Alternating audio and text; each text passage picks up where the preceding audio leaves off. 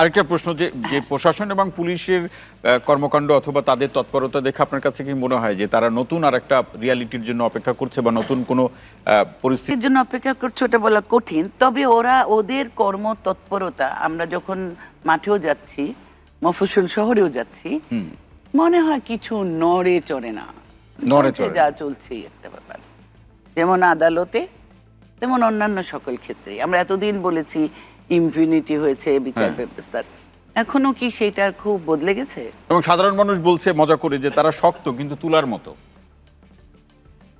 সাধারণ মানুষের কাছে কেউ যাচ্ছে না, যে সিদ্ধান্ত নেয় তারা ওদের সাথে কথাই বলছে না।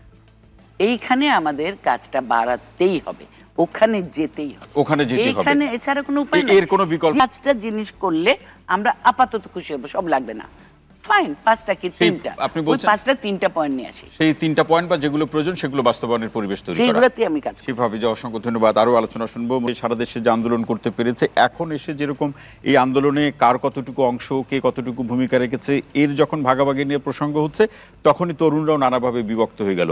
যেটি শিফা হাফিজা বললেন তার সূত্র ধরে বলি, তরুণরা যদি এক থাকতো সেই গণঅভ্যুত্থানের চেতনার প্রতি, এবং কেউ কোনো ধরনের এই অন্যায়, অপরাধ, অনিয়ম, দুর্নীতি, চাঁদাবাজি সহ কোনো ধরনের অপরাধ করতে পারবে না, তখন হয়তো এটি আরো অনেক বেশি নাগরিককে ভালো রাখতে পারত। তরুণরা বিভক্ত হয়ে গেল কেন? এখানেও কি ক্ষমতা? আচ্ছা, এই বিষয়টা আমি একটু এভাবে ব্যাখ্যা করতে চাই। সেটা হচ্ছে তরুণদের মধ্যে বিভক্তি না, আসলে আমরা যে অভ্যুত্থানের সময় যেটা দেখেছি সেটা হচ্ছে বিভিন্ন মত, বিভিন্ন পথের লোক একসাথে হয়েছে, এবং এটা একটা ছাত্র জনতার অভ্যুত্থান আমরা বলছি। এখানে যেমন ছাত্রদের স্বতঃস্ফূর্ত অংশগ্রহণ ছিল এবং সকল মতের মানুষের অংশগ্রহণ ছিল। সুতরাং এই জায়গা থেকে এখন অভ্যুত্থান পরবর্তী একটা সময়, এবার সবাই সবার ওই এক আমব্রেলা থেকে বের হয়ে সবাই সবার নিজের মতাদর্শ হয়তো প্রকাশ করছে। এবং এখানে বিভক্তির থেকে আমার কাছে মনে হয় বিভক্তির চেয়ে এটা যদি একটা স্বাস্থ্যকর, আমি বলবো, প্রতিযোগিতা। এবং এই তরুণরা, আমি যদি তরুণদের কথা বলি, তরুণদের এই ওদের স্ট্রাগলটা কিন্তু এই গত 15 বছরে একই রকম। আমি যদি বলি সেটা যে কোনো ছাত্র, মানে আমি যদি বিএনপির ছাত্র সংগঠন, ছাত্র দলের কথা বলি, আমি যদি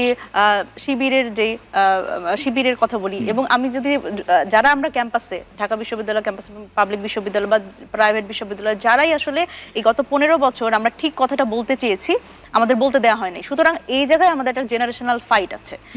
আমাদের তরুণদের মধ্যে মোটা দাগে কোনো ধরনের বিভক্তি নেই। যেই বাংলাদেশটা আমরা ভবিষ্যতে দেখতে চাই, যেই বাংলাদেশে বিভক্তি নেই আপনি সেটা বলছেন, কিন্তু আসলে আমরা বাস্তবতা কি দেখছি? দল গঠন নিয়ে তো আমরা কয়েক ভাগে বিভাজনের প্রসঙ্গ দেখছি, প্রেস কনফারেন্স পর্যন্ত করছে, গণমাধ্যমে সেটি লাল কালি, নীল কালিতে, বিভিন্ন কালিতে শিরোনাম পর্যন্ত হচ্ছে। না, এখন বিষয়টা হচ্ছে যে আমি যেটা বললাম যে দল গঠনের ক্ষেত্রে ইন্টারনাল অনেক প্রতিযোগিতা থাকতে পারে, সেটা গণতান্ত্রিক পদ্ধতিতেই হচ্ছে।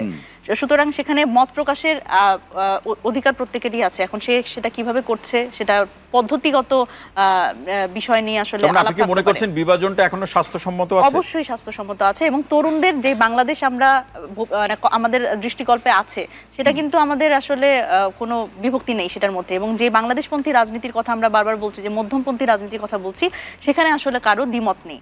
তবে এই তরুণরাই কিন্তু সেই রাজনীতি আর চায় না যেটা হচ্ছে চাঁদাবাজির রাজনীতি, যেখানে হচ্ছে কোনো রাজনৈতিক দলের একজন খুবই দায়িত্বশীল লোক বলবে যে একটু কৌশলে চাঁদাবাজি করো। এরাই আসলে চায় না যে কোনো লিয়াজুর রাজনীতি হতে, যে যারা পুলিশের কাছ থেকে বা অন্য কোনো দলের সংগঠনের কাছে টাকা পয়সা দিয়ে জামিন নিয়ে নিবে, সেই রাজনীতি এই তরুণরাই চায় না। এই তরুণরাই চায়, দেখেন এখানে সংবিধান নিয়ে একটা কথা এসছে, আমি একটু বলতে চাই।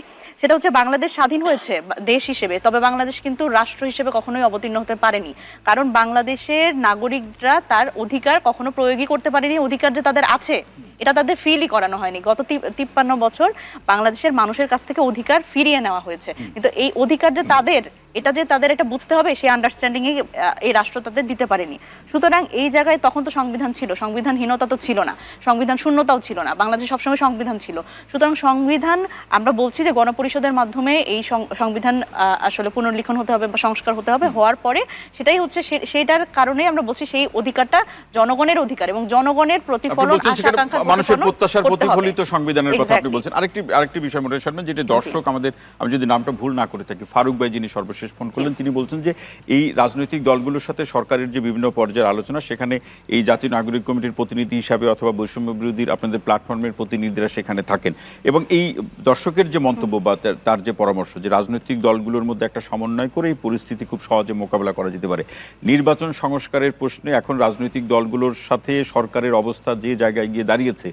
দেখুন, আমাদের যিনি দর্শক ওনার সাথে আমি একটা বিষয়ে একমত যে আসলে রাজনৈতিক সদিচ্ছা লাগবে, এই সমস্যার সমাধানে রাজনৈতিক সদিচ্ছা লাগবে। এবং আমার মনে হয় যে আমরা জাতীয় নাগরিক কমিটি আমরা মাঠ থেকে প্রেসার দিচ্ছি, আমরা আজকে বসেছি বিভিন্নভাবে সরকারের সমালোচনা করছি, সরকারকেই প্রেসার দিচ্ছি যে এই অবস্থা থেকে বের হয়ে আসতে হবে এবং নাগরিককে একটা সুষ্ঠু সুন্দর দেশ উপহার দিতে হবে যেখানে আইন শৃঙ্খলার কোনো ঘাটতি থাকবে না, আইন শৃঙ্খলার। তো সেখানে কিন্তু আমরা বারবার করে কিন্তু সমালোচনা করছি যাতে একটা সুন্দর উপায় বের হয়ে আসে। কিন্তু আমাদের মনে হয় রাজনৈতিক যে দলগুলো আছে তাদের কিন্তু সরকারকে সহযোগিতাও করতে হবে, কারণ মনে রাখতে হবে যে এই সরকার একটা অভ্যুত্থান পরবর্তী সরকার এবং এই সরকারকে ব্যর্থ হতে দেওয়া যাবে না। এবং দেখেন, রাজনৈতিক দলগুলো আমরা অনেকেরই কথা শুনছি এরকম করে যে তারা নির্বাচনের জন্য জীবন বাজি রাখছে। আমি চাই যে রাজনৈতিক দলগুলোর এই আইন শৃঙ্খলা পরিস্থিতি যাতে স্বাভাবিক হয় এবং বাংলাদেশের মানুষ জানি সুন্দর একটা বাংলাদেশ পায় এবং যেখানে আসলে কোথাও ছিনতাই হবে না, রাহাজানি হবে না, কোথাও কেউ কাউকে ছুরিকাঘাত করবে না, সেরকম একটা বাংলাদেশের জন্য তাদের জীবন বাজি রাখা দরকার। এই জায়গাতে যাদেরকে আপনি বলছেন যে নির্বাচনের জন্য জীবন বাজি রাখছে বা বাজি রাখবে বলে ঘোষণা করছে, তাদের বক্তব্য হলো নির্বাচিত সরকার আসলে এই পরিস্থিতি থাকবে না, এটা তাদের বক্তব্য। আচ্ছা, এখন নির্বাচিত সরকার আসলে যে আসলে এই ধরনের সমস্যা হবে না, এটা তো তারা আসলে কোনোভাবে কোনো গ্যারান্টি দিয়ে বলতে পারেন না। এবং আরেকটা ব্যাপার হচ্ছে যে এখানে যে গত 15 বছরে যা হয়েছে সেটা হচ্ছে যে নির্বাচিত সরকার তো এর আগেও ছিল। জি, এই ফ্যাসিবাদী সরকারের আগেও তো নির্বাচিত সরকার, একটা ভালো নির্বাচন যদি আমরা বলি সেটাও তো ছিল। কিন্তু আমরা মনে করি যে এই সমস্যার সমাধান হতে পারে একটা সংস্কারের মাধ্যমে এবং এই ইনস্টিটিউশনগুলো ধ্বংস হয়ে গেছে সেগুলোর একটা সংস্কার দরকার, রিফরমেশন দরকার। এবং সেখানে কিন্তু রাজনৈতিক দলগুলোরও এই সরকারের সাথে সহযোগিতা করে একটা ঐক্যমত্যে পৌঁছাতে হবে, যেটা হচ্ছে হাফিজা আপা বললেন যে কতটুকু সংস্কার প্রয়োজন এবং এখানে আসলে নির্বাচনটা ডিলে করা, রাজনৈতিক দলগুলোর ঐকমত্যে আসতে হবে যে ঠিক আছে, এবং তাদের কিন্তু এটা শপথও করতে হবে জনগণের সামনে যে ঠিক আছে আমরা যখন ক্ষমতায় আসবো আমরা কিন্তু এই কাজগুলো করব। এই জায়গাতে আমি যদি একটু ভিন্নভাবে দেখার চেষ্টা করি মনিরা শারমিন, যে সরকারের এই ছোট পরিসরে সরকারের পক্ষে তো সব তৃণমূল পর্যায়ে গিয়েও সেটি তো সময়ের সাথে তাদের কর্ম যে পরিধি অনেক সময় সেটি সম্ভব না, কিন্তু এই কাজগুলোতেও আপনারা যারা শিক্ষার্থীরা আছেন দুটি প্ল্যাটফর্ম আপনারা করে দিবেন, কিন্তু সাধারণ মানুষের মধ্যে কিংবা বড় রাজনৈতিক দলগুলোর মধ্যে আলোচনা আছে যে আপনারা দল ক্ষমতা এই প্রসঙ্গগুলো নিয়েই এখন বেশি ব্যতিব্যস্ত। না, খুব স্বাভাবিকভাবেই দেখেন আমরা যখন জাতীয় নাগরিক কমিটি বা বৈষম্য বিরোধী ছাত্র আন্দোলন আমাদের রাজনৈতিকভাবে অবতীর্ণ হওয়ার কথা আসলে প্রথমেই কিন্তু আমরা চিন্তা করিনি, কিন্তু দেখেন আমরা যখন দেখেছি যে বারবার এরকম অভ্যুত্থান হয়েছে বাংলাদেশে, কিন্তু কোনো সময় কিন্তু ছাত্ররা আসলে এই সাহসটা দেখায়নি দল গঠনের। এবং এইটা আমরা মনে করি যে এটা একটা খুব গুরুত্বপূর্ণ পদক্ষেপ, কারণ সাধারণ মানুষ এই নতুন আমরা অভ্যুত্থানের মধ্যেই শুনেছি যে বিকল্প কে, এবার কেন বিকল্প কে এসছে, কারণ যেই রাজনৈতিক বন্দোবস্তগুলো এতদিন ছিল সেই পুরনো রাজনৈতিক বন্দোবস্ততে এই দল কি নাগরিকের এক লাইনে শুনতে চাই, এই দল কি নাগরিকের নিরাপত্তা বা অধিকারের প্রশ্নে, নাকি এই গণঅভ্যুত্থানে যে নেতৃত্বে যারা ছিল তরুণরা বা শিক্ষার্থীরা তাদের নিরাপত্তার প্রশ্নে? অবশ্যই এই অভ্যুত্থানটাই হয়েছিল সাধারণ মানুষের অধিকারের প্রশ্নে। এতগুলো মানুষ রাস্তায় নেমে এসছে শুধুমাত্র তো আসলে অন্য কোনো কারণ না, নিজেদের অধিকারের প্রশ্নেই সবাই নেমে এসেছে। জি, অবশ্যই এই নতুন যে রাজনৈতিক দলের কথা বলছি এটাও মানে মানুষের অধিকারের প্রশ্নেই তারা সমুন্নত থাকবে, শক্তিশালী থাকবে, সোচ্চার থাকবে। মনিরা শারমিন, অসংখ্য ধন্যবাদ। হারুন রশিদ ভাই, আসতে চাই আমরা তো কেন এই পরিস্থিতি এরকম হলো, কি কাদের কারণে হলো, কারা সম্পৃক্ত, সেই বাস্তবতাগুলো বা ক্ষমা করবেন প্রেক্ষাপটগুলো আমরা আলোচনা করছি। এর সাথে একটা বিপরীত বলি অথবা একই সাথে চলা যদি আর একটা ন্যারেটিভের দিকে যদি লক্ষ্য রাখি, যেটা আমাদের অধ্যাপক ডক্টর রেজওয়ানা করিম স্নিগ্ধা আপা বলছেন, যেটি স্থানীয় সরকার নির্বাচন বলুন, জাতীয় নির্বাচন বলুন, এই যে কোনো নির্বাচনে একটা তো কন্ডাক্ট করা একটা আইন শৃঙ্খলা পরিস্থিতি এর সাথে জড়িত। এই পরিস্থিতি, সেই নির্বাচন পরিচালনা করা, এখান থেকে এইটি কতদিন কত সময়ের মধ্যে সম্ভব, কতদিন অপেক্ষা করতে হবে, আইন শৃঙ্খলা পরিস্থিতি এরকম, এই ঘটনাগুলো কোনো ন্যারেটোলজি বা ন্যারেটিভ তৈরি করবে কিনা, এই আলোচনাটাও কিন্তু যারা একটু ডুব দিয়ে ভাবতে চান তাদের মধ্যে আছে। আপনি কিভাবে দেখেন? আপনি খুব ইন্টারেস্টিং একটা কোশ্চেন তুলছেন। সেটা হচ্ছে যে আপনি দেখেন যে এই সরকার স্থানীয় সরকার নির্বাচন আগে করতে চায়, খুব ইন্টারেস্টিং না? জি। তো নির্বাচন কোনটা আগে হবে পরে হবে এটা তো স্টেক হোল্ডারদের সাথে আলোচনা করে সরকার সিদ্ধান্ত নেবে। তাহলে সরকারকে স্থানীয় সরকার নির্বাচন নিয়ে সন্দেহের চোখে কেন দেখে? আপনি খেয়াল করেন, সন্দেহের চোখে দেখে এই কারণে, কারণ সরকার বোধহয় কারোর পারপাস সার্ভ করছে। এই সরকারের প্রধান সমস্যা কি জানেন তো? এই সরকারকে কেউ সন্দেহ করতো না।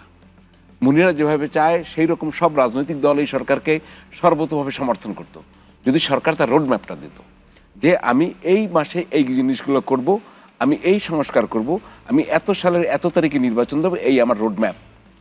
সরকার কিন্তু রোড ম্যাপ দেয় না। না, এখন তো নির্বাচন নিয়ে সরকার তো বলছে ডিসেম্বরের মধ্যে, অথবা প্রেস সচিব বলল ডিসেম্বর অথবা সর্বোচ্চ আগামী বছরের না 2 বছরে এই কাজটা করবো। যদি আপনি ওপেন করেন তাহলে 2 বছরে কি কাজ? আমি এইটুকু সংস্কার করতে চাই, আমি এইভাবে নির্বাচন করতে চাই, এর ভিতরে কেউ নতুন রাজনৈতিক দল আসলে তাদের জন্য নিবন্ধনটা ওপেন রাখতে চাই। এটা সব স্টেক হোল্ডার রাজনৈতিক আলাপ করে সেই যে রোড ম্যাপটা সরকার গঠন করতো, ওইটার ব্যাপারে ঐক্যমত দরকার ছিল। ওইটা আলো দেওয়ার চেষ্টা করেছে। চাপিয়ে দেওয়ার চেষ্টা আপনি যখন করবেন তখন সন্দেহ বাড়বে।